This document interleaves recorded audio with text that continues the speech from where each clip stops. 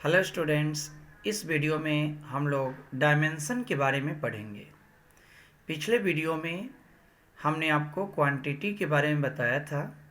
Quantity तीन प्रकार के होता है: फंडामेंटल क्वांटिटी, डिराइव्ड क्वांटिटी और सप्लीमेंट्री क्वांटिटी। फिजिक्स में जितनी जो क्वांटिटी हैं उसको हम फंडामेंटल क्वांटिटी के रूप में लिख सकते हैं।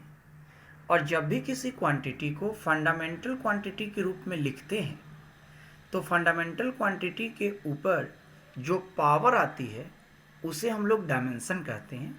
इसी बात को यहाँ अंग्रेजी में लिखा गया है: when any quantity is written in the form of fundamental quantity then the power raised to fundamental quantities are known as dimension. जैसे सपोज कीजिए, अगर आपको कहा जाए कि स्पीड का डायमेंशन बताइए, तो हम लोग स्पीड के फॉर्मूला के हेल्प से स्पीड को फंडामेंटल क्वांटिटी के रूप में लिखने की कोशिश करेंगे। तो हम लोग स्पीड के फॉर्मूला जानते हैं। स्पीड इक्वल टू होता है डिस्टेंस बाय टाइम। तो डिस्टेंस एक फंडामेंटल क्वांटिटी है। हमने पिछले वीडियो में 7 फंडामेंटल बताया था, उसमें एक लेंथ था। तो डिस्टेंस एक प्रकार के लेंथ ही है और जिसको हम लोग एल से डिनोट करते हैं। तो हम लोग डिस्टेंस की जगह पर यहाँ एल लिख सकते हैं।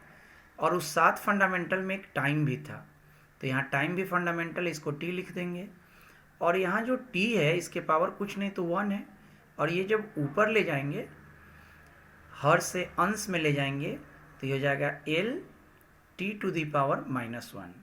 तो यहाँ हम लोग देख रहे हैं कि L का पावर कुछ नहीं यानी 1 है और T का पावर -1 है। तो यहाँ जो 1 और -1 है इसे हम लोग डायमेंशन कहते हैं। इसको हम लोग इस प्रकार बोलते हैं कि स्पीड का डायमेंशन लेंथ में 1 है और टाइम में -1 है। इसी प्रकार से नेक्स्ट हम लोग अगर एरिया का डायमेंशन निकालना चाहें तो आप किसी भी चीज़ के एरिया का फॉर्मूला लगाएं। आप जानते हैं रेक्टेंगल का एरिया होता है लेंथ इनटू ब्रेथ। तो यहाँ लेंथ यानी लंबाई एक फंडामेंटल क्वांटिटी है और ये जो बी है, चौड़ाई है, चौड़ाई भी एक प्रकार का लेंथ ही है। तो इसकी जगह पर भी हम लोग एल लिख सकते हैं, ये भी फंडामेंटल क्वांटिटी है। तो L into L equal to हो जाएगा एल स्क्वायर।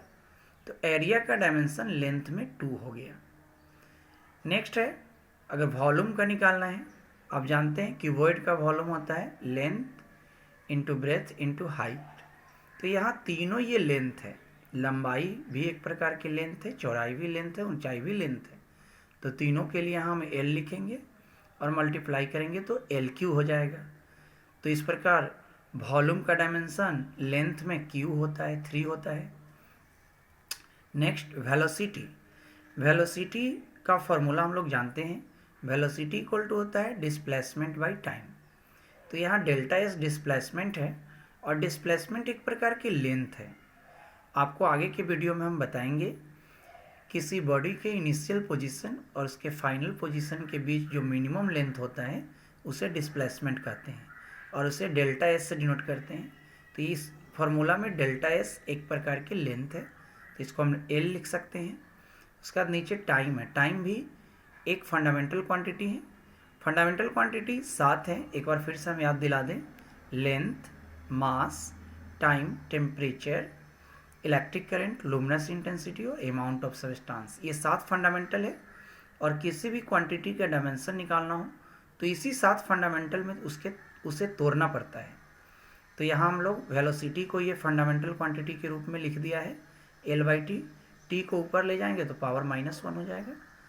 तो इसकी डायमेंशन लेंथ में 1 हो गया, यहाँ कुछ नहीं तो 1 है और टाइम में -1 हो गया। उसी तरह से मोमेंटम की अगर डायमेंशन देखें तो मोमेंटम इक्वल टू होता है, तो मोमेंटम का फॉर्मूला होता है P इक्वल टू mv। यहाँ m मास है, v वेलोसिटी है और मास एक फंडामेंटल क्वांटिटी है, तो मास का हो जाएगा m। और वेलोसिटी का भी जस्ट हमने ऊपर इसको तोड़ा था फंडामेंटल में, l t to the power -1। तो वेलोसिटी के स्थान पर हम लिख सकते हैं L T to the power -1। तो इसकी डायमेंशन आ गया m में +1, l एल के में आ गया इसका डायमेंशन 1 और टी में -1।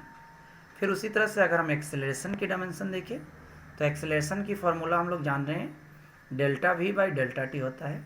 यहाँ delta we change in velocity है और वेलोसिटी का जस्ट ऊपर हम 4 नंबर में निकालें तो वेलोसिटी का को हम ऑलरेडी तोड़ चुके हैं फंडामेंटल क्वांटिटी में, तो उसी को यहाँ हम रख देंगे L T to the power -1।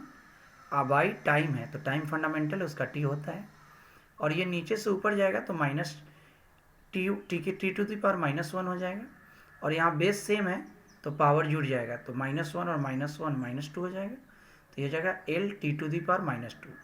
तो एक्सेलरेशन का डायमेंशन 1 हो गया लेंथ में और टाइम में -1। तो इस तरह से अगर कोई भी क्वांटिटी का फॉर्मूला पता हो तो उसका डायमेंशन हम लोग आसानी से निकाल सकते हैं। तो मेरे चैनल को सब्सक्राइब और लाइक कीजिए अगर मेरे वीडियो आपको अच्छा लगेगा। Thank you.